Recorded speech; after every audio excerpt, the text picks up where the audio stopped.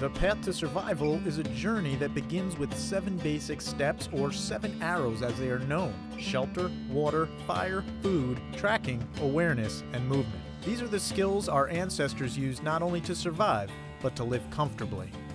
What is your situation? Why are you there?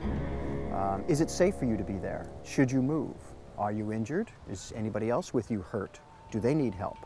So survival situations are presented to us in many different ways. Awareness is key and can apply to all aspects of survival. Simply assess your situation and always be mindful of your surroundings. So basically, we strive for those primitive skills, meaning if you go out there naked, with nothing, it's okay because you have everything. The first skill we acquired on the path to survival was to learn to make cordage. Cordage is used to describe any kind of rope, string, thread, or flexible line. A lot of the primitive skills are so simple that it eludes us, and that's the beauty of it. They're time-tested, they work. Go ahead and pull on that a little bit and see. Ah, that's rope. Yeah, it's serious rope. One application of cordage is to be used in the construction of shelter, which was our next undertaking in the wilderness. Now what I've done here is I've collected a bunch of sticks and ribs. What I'd like you to do is grab the short ones and the mediums and start working your way up, and basically making ribs at the same footprint of our door here. We learned to gather materials and construct a simple debris hut. If you have a plastic garbage bag in your backpack, I happen to have one. you can fill it up with leaves and then dump it over. Great time and energy saver. This skill teaches not only time management, but an understanding of how to apply wilderness materials to protect ourselves or our loved ones in the event of a wilderness emergency. Next, we gained a surprise lesson in mindfulness. We're not alone today. I had you scan and look around this place to see how the lay of the land actually fits here. I have my assistants here, and they're lying in wait. Frankie! Ben, go ahead and stand up. Stand up, Dave. Shane's assistants, Frankie, Ben, and Dave, are not only on the path to survival, but on the road to becoming native scouts and future teachers of these techniques of stealthy movement through the bush. Lesson learned?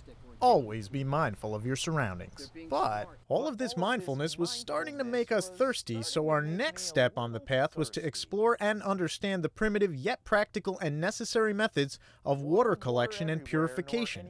I can simply open it up and allow water to catch inside that way. Be careful of the thickness of the bag, twigs, ripping, you're losing your water source. Yeah, we've already used it to collect debris, so there might be holes in it. Might be some holes in it. So we can try our luck here with a solar still. Which is a low-tech way of distilling water powered by the heat of the sun.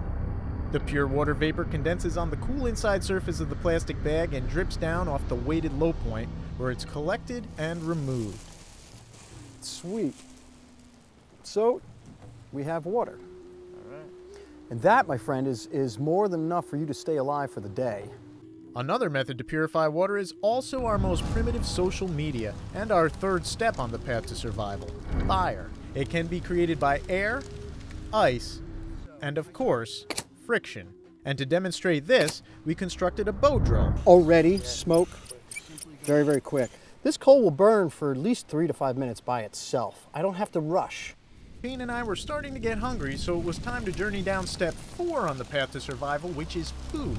There are very few animals in the forest that cannot be eaten, but plants, on the other hand, either have to be prepared to make them safe to eat or are not safe to eat at all. The most important thing when it comes to plants is remember your poisonous plants.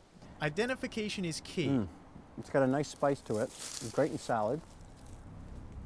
This is really good. It's delicious. Ask yourself, would you stake your life on the ability to identify a species of plant?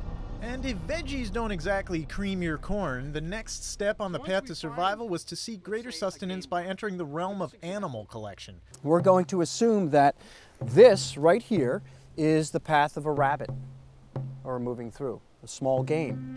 Building a trap is often necessary in order to acquire an animal, but first we must find our furry friend. The beautiful tracking sign is not only looking at the buds that have been eaten off and broken, but the obvious.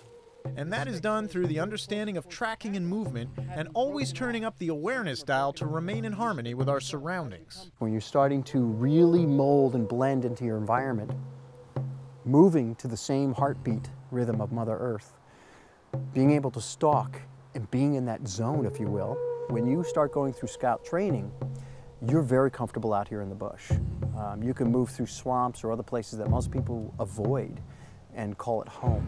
And don't forget that these 7 steps on the path to survival are a guide for understanding techniques that have brought us the clarity for survival from our first ancestors. It's our job to preserve and pass on these skills for future generations, as well as practicing them to survive our own wilderness emergencies. After all, your life may depend on it. The opportunity to learn survival skills is available to all people and organizations here in the New York Metro and Hudson Valley regions. If you want to find out more about Mountain Scout Survival School and classes offered in the Hudson Valley and New York City metro areas, check out this website and always keep it tuned to Neighborhood Journal to find out more.